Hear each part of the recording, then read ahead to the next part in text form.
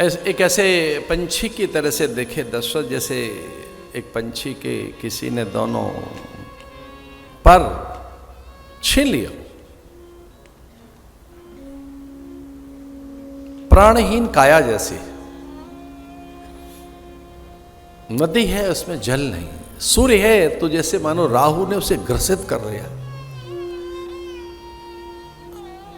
राजा का वो जो दीप्ति नवलता, राजा का जो तेज, जैसे मानो सूर्य ने उसे राहु ने ग्रहण कर लिया।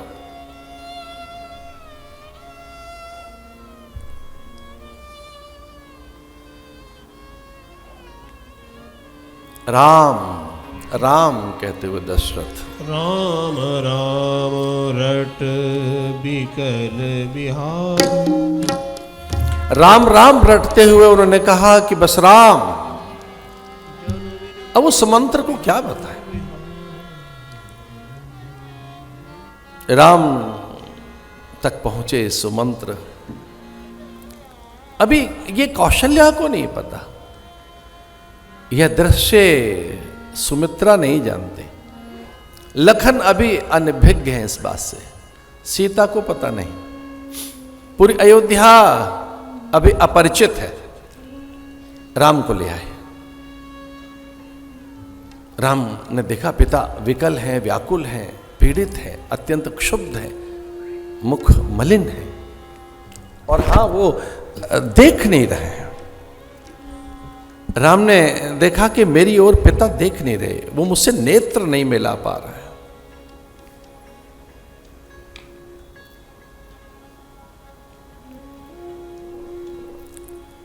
कथा का विस्तार भय दिख रहा है मुझे, इस कारण सीमित कर रहे हैं हम शब्दों को। कथा में विस्तार न हो,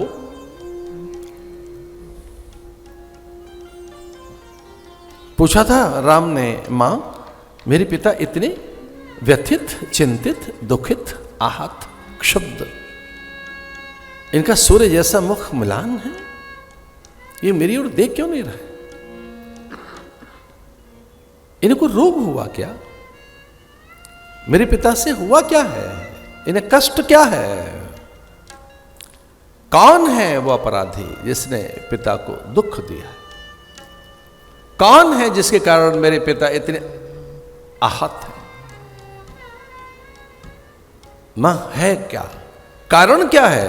किस कारण मेरे पिता रोगी हैं, आहत हैं, अश्रु बहा रहे हैं, मुझे देख नहीं रहे? दशरथ सिसक पड़े राम को देखकर, छिकने लगे दशरथ। हा राम कहकर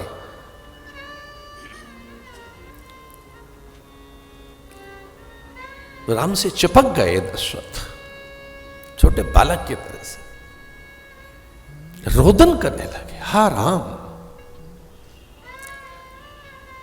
बड़ा कठिन हो गया राम को अपने पिता को संभालना।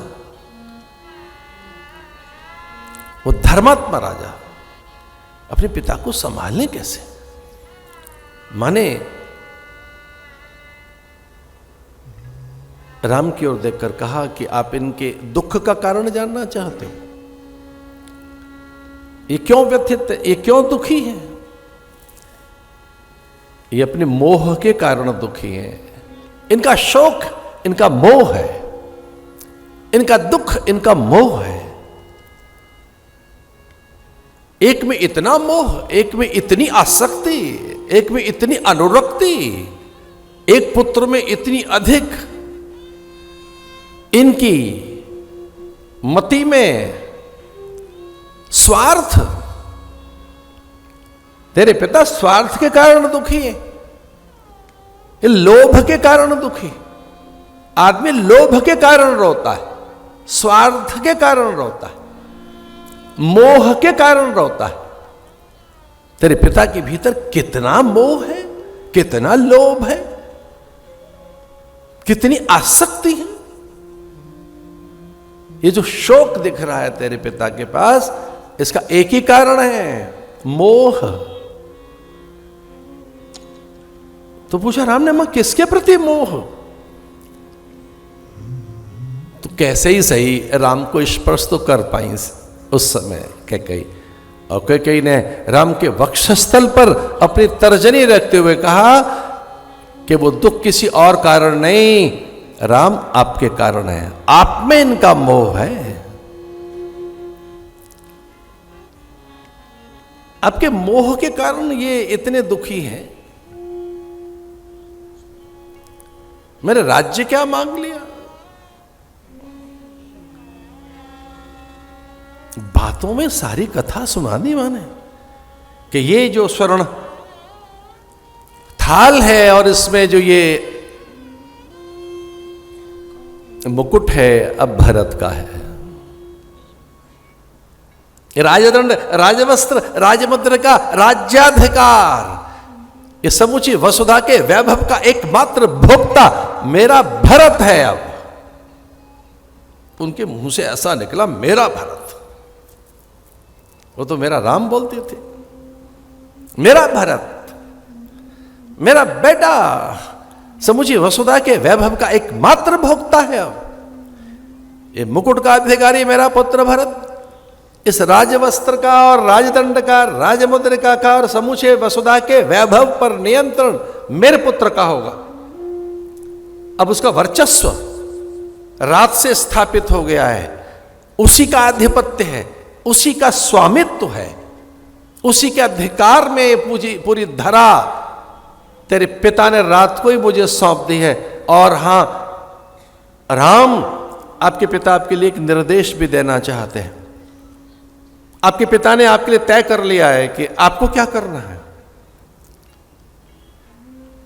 तो वाल्मीकि रामायण में आता है और तुलसीदास के रामायण में भी कि राम ने जब यह सुना कि अब राज्य मेरा नहीं रहा, तो वो एकदम मत वाले हाथी की तरह से हो गए। एक हाथी मत वाला हो जाता है ना, एक उमंग तरंग। कौन सा हाथी जिसकी बेड़ियां खोल दी जाए, बेड़ियां, बंधन, किसी का भार।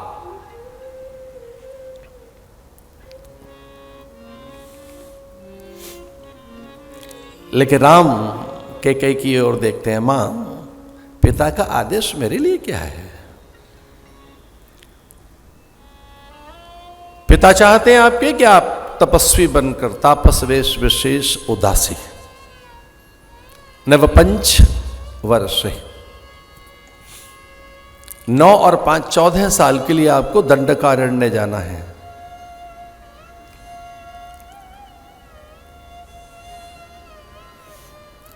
नवगयंद रघुवीर मनराज अलान समान, छूट जान सुन गवन पुनि और आनंद अधिकार।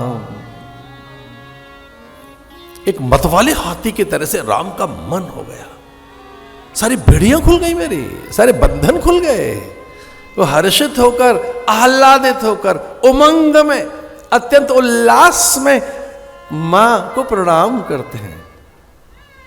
चित्त मुख प्रसन्न चित्त चौगुन चाऊ, मिटा सोच जन राखे राम। मुख प्रसन्न, उस समय मुख की क्या प्रसन्नता है राम की, राम कितने प्रसन्न हो गए।